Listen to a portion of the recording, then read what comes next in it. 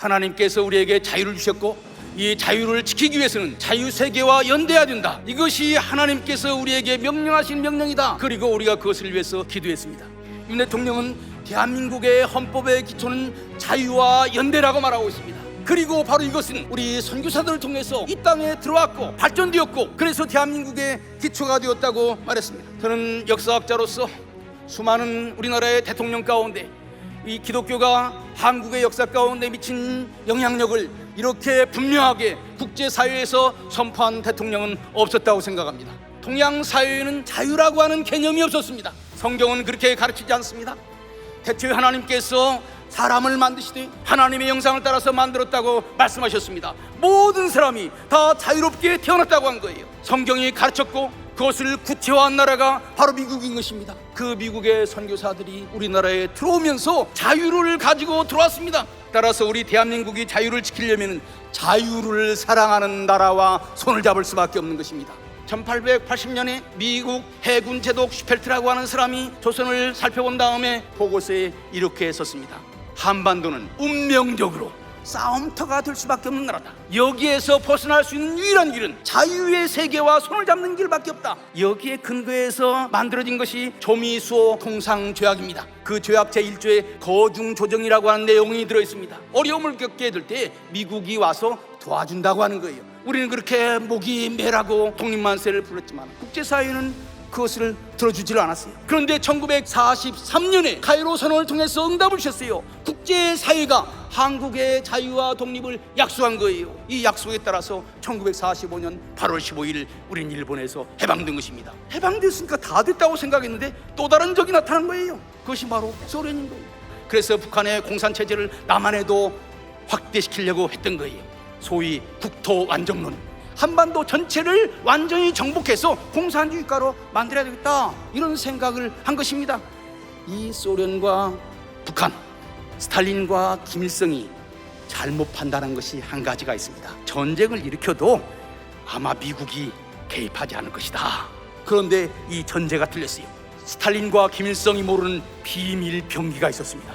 한국 기독교와 미국 기독교의 자유연대라고 하는 거예요.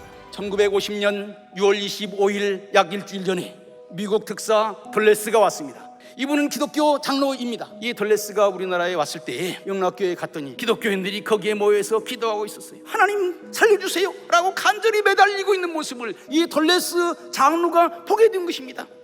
그리고 그 다음날 덜레스가 국회에 가서 연설했어요. 한국이 자유세계에 분명하게 서 있는 한 한국은 혼자가 아니다. 그리고 며칠 후에 6.25 전쟁이 일어난 것입니다. 덜레스는 즉각 미국 대통령에게 전보를 줬습니다. 그런데 같은 날 저녁에 안전보장이사회가 열렸습니다. 이거 기적입니다. 유엔 회원국들은 다 군대를 모아가지고 북한의 침략으로부터 남한을 막아야 된다. 6월 27일의 결입니다.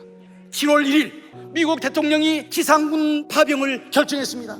제1차 세계대전 때 미국이 전쟁에 참여하는데 3년이 걸렸습니다. 제2차 세계대전 때 미국이 전쟁에 참여하는데 2년이 걸렸습니다. 그런데 6.25 때 미국이 한국전에 참여하는데 닷새밖에 걸리지 않았다고 하는 거예요. 어떻게 이런 일이 벌어졌을까요? 덜레스가 미국에 와서 이렇게 말했습니다. 자기가 한국에 가서 영락교회에 가서 한국 신자들의 기도하는 모습을 보았는데 하나님께서 왜 미국을 세우셨느냐? 민주주의를 지키고 기독교를 지키라고 하나님께서 미국을 세워주지 않았느냐? 미국이 하나님께서 주신 사명을 무시한다면 하나님께서 미국을 더 이상 축복하지 않을 것이다. 자유의 연대를 통해서 이루어지게 된 것입니다. 바로 이 자유연대가 동맹으로 바꿔진 사건이 벌어졌습니다.